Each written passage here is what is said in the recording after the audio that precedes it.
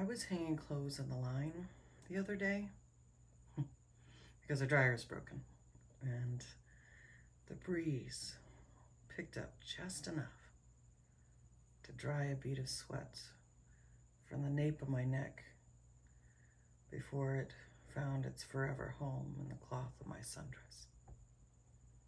It was a welcome feeling on a hot day.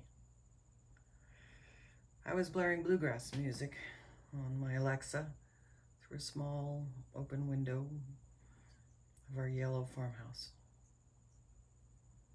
I suddenly got this weird sensation as if this life was not my own.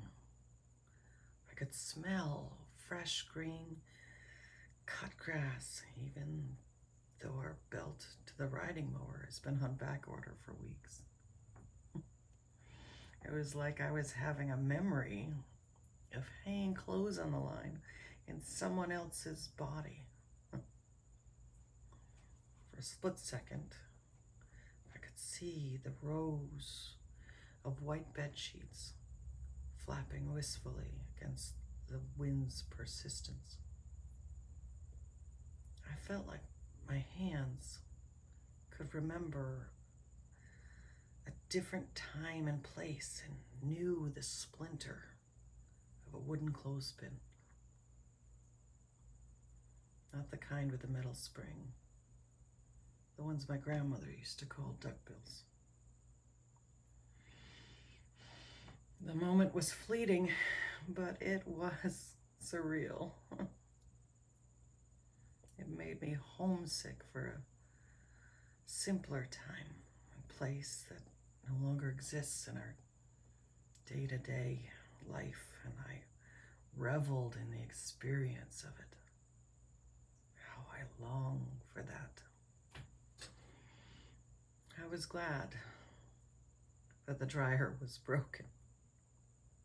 I was glad that I didn't have my phone and that there was no one around to question my sanity.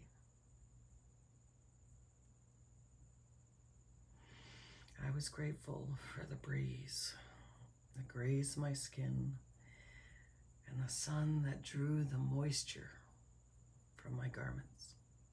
I was soothed by the sensation of my bare feet in the softer patches of grass. Everybody longs for things.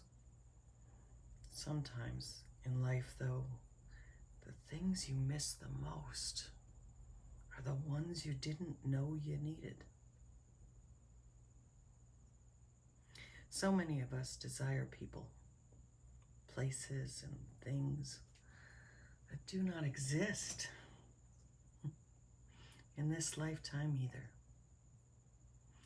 It is like trying to remember the face of your imaginary friend when you were a child. What color was their hair? That should be easy. You did spend a lot of time with them. It is like feeling called back to your childhood home, but has since fallen to disrepair, no longer has the loved ones to brighten it, yet you still expect it to feel the way it used to.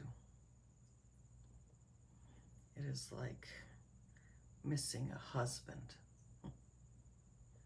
that you thought you knew